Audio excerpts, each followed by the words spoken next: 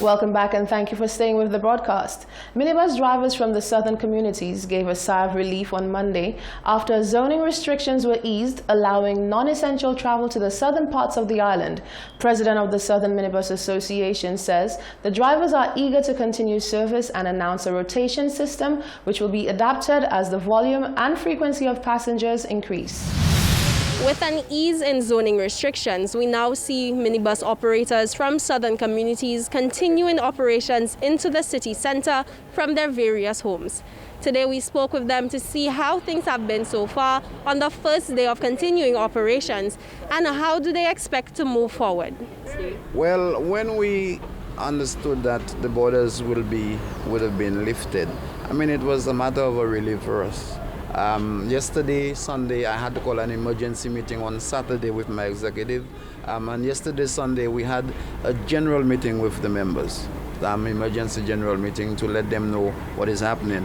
And as I said, since the country is still not fully open, and the schools are still not there except the common entrance and CXC and the hotels are not open. So what we did, we had a rotation. So we are using 24 buses from Monday to Friday this week to see how it works, and then next week if we realize we have a need for more buses, we will add on to that number. But so far the 24 is going good this morning. Though no official statement has been released by Transport Minister Guy Joseph, the drivers say they do anticipate interaction with him in the near future. Although personally we did not get any response from the Minister or Minister of Transport personally. But since the announcement came, so we just had to follow through and work. And as we know, whilst we're working, I mean, he will be getting in touch with National Council, which I'm a member of, and the association. But so far, as I said, I think we are satisfied with what is going on. With the ease of zoning restrictions, we do anticipate more traffic between the city center and southern communities. We urge travelers to wear their masks and travel safely. Jacques Wooding, Hot 7 News. The Royal St. Lucia Police Force has indicated an observance for peculiar and violent activities since the uplift of the liquor license ban. Acting Police Commissioner Milton Daisy says, whilst the incidents cannot be directly linked to the availability of alcohol, there has been an upsurge of a certain type of incidents since the week of the suspension of the ban. In addition to this, the Commissioner says it has been observed that certain COVID-19 protocols, such as wearing of masks in public, are not being adhered to. He has made an appeal to the business community to assist the police in ensuring that the measures put in place for the safety of the country are adhered to. In a virtual press conference on Monday, Acting Police Commissioner Milton Daisy indicated that though the main focus of the Royal St. Lucia Police Force has been on the containment of the virus as well as ensuring that all protocols are followed, since the relaxing of certain measures, there has been an observation of an upsurge in violent crimes in St. Lucia. Since the raise or the ban on the liquor suspension, we have seen some activities that are not regular. And I cannot at this point say that it is as a result of the liquor ban being raised. However, it is evident that from that day, especially the Sunday of that weekend, we realized that some persons were behaving in a manner that was not conducive to law abiding. And what we have done, especially in the Dennery area, we realized that there was an upsurge in quarrels, crimes being committed, violence, and so on. He says, as a direct result of the now flaring violent behaviors, particularly in Dennery, the police force has had to put special patrol teams on the ground to be able to defuse any potential issue that may arise. We had to augment the resources down at Dennery.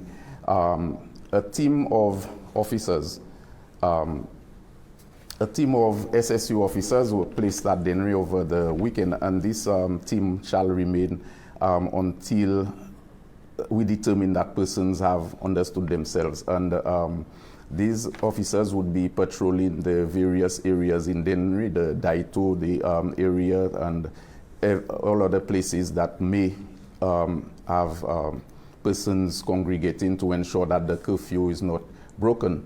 The police commissioner also indicated that many persons continue to disregard the protocol, asking one to wear a mask when not at home. He asserted, now that more businesses have the permission to operate, the business community should work collaboratively with the government and the police to ensure members of the public are adhering to the set protocol. You find persons sometimes not wearing the mask, although I must say that at certain establishments you would see the hand sanitizers in place, you would see persons wearing you must have a mask to go in, and this is what we are asking for. We need persons to assist the police in enforcing, because if we come to that location and realize that you are not adhering to the protocols, the option of shutting down is open to the police officer. But we do not want to do that. What we want to do is that there are a list of protocols that would have been established by Ministry of Health, that you adhere to the protocols so that we have a safe St. Lucia going down. The Royal St. Lucia Police Force has made it clear that anyone found in violation of the established safety protocol can and will be held accountable as police patrols continue. Members of the public are advised that while there may be a scale-up of activities, the newly established curfew will be heavily enforced. Reporting for Hot 7 News, I am Janique Gonzalez. A weekend fire has left 2 structures severely damaged and 3 City Gates residents with only the clothes on their back.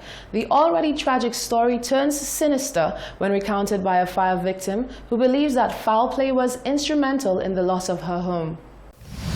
Usually the site where Citygate resident Minerva Sylvester would usually enter her home, these stairs stand in remnants of what her home was before it was gutted by fire on the weekend that just passed by.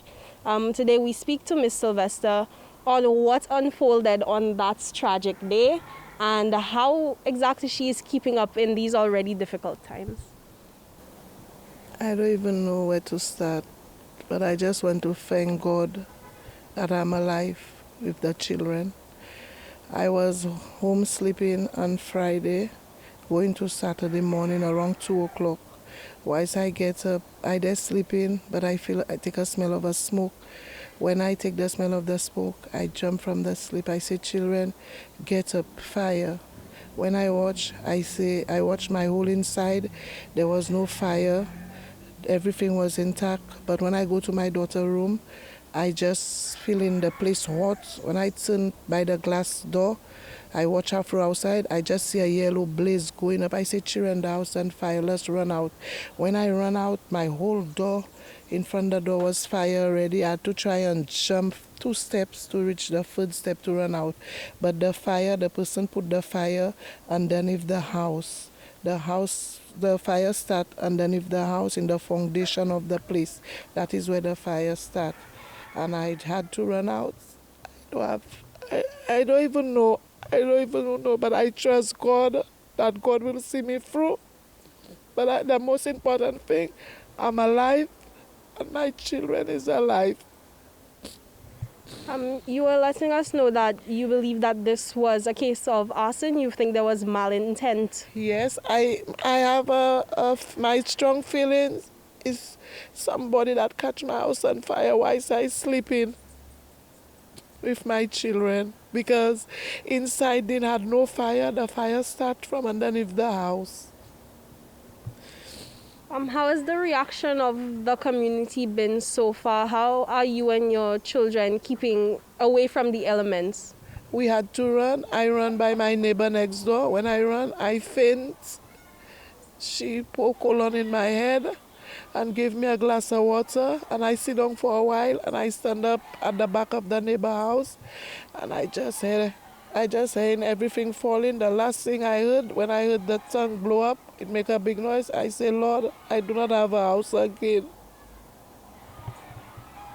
It's troubling the children, like each time they will sit down and they will think about the house burning, but all what they can say, thank God, God thank you, you could rescue us from the fire. But what I see, we was there like the 3 Hebrew boys, but the Lord was in front to make a way that we could go out.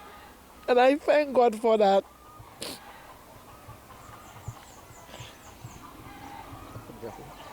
We hope to see great aid come to Miss Sylvester and her family, and we definitely appreciate the positive reaction from members of the community thus far, and we'll continue to follow this story as it develops. Jacko Whitting for Hot 7 News. A Good Samaritan has been lauded for saving the life of a 50-year-old man who was involved in an accident at Asu Canal in Grosley shortly before 6 p.m. on Sunday. The man was struck by a vehicle, and as a result, he sustained multiple abrasions to the frontal region of his body. Leading firefighter Stacy Joseph gave the details. On Sunday, 17th May, the Babuno Fire Station responded to a call for assistance for a 50-plus-year-old male who was struck by a vehicle at Asu Canal, Grand Riviere, Grosley. The responding officers found the individual lying on his side on the road. An assessment revealed that the patient sustained multiple abrasions to his forehead and other head trauma. He was immobilized and transferred to the ambulance where rapid transportation to the OKEU hospital was provided. A video of the incident was released showing a helpful male at the scene calling emergency services as well as keeping the growing crowd at bay, preventing them from crowding the victim. He was also filmed checking the victim's vitals whilst telling off persons who asserted that the victim was dead. Emergency responders from the Babuno Fire Service transported the victim to the OKEU hospital. You're watching the Hot 7 Nightly News. Stay with us. We'll be right back.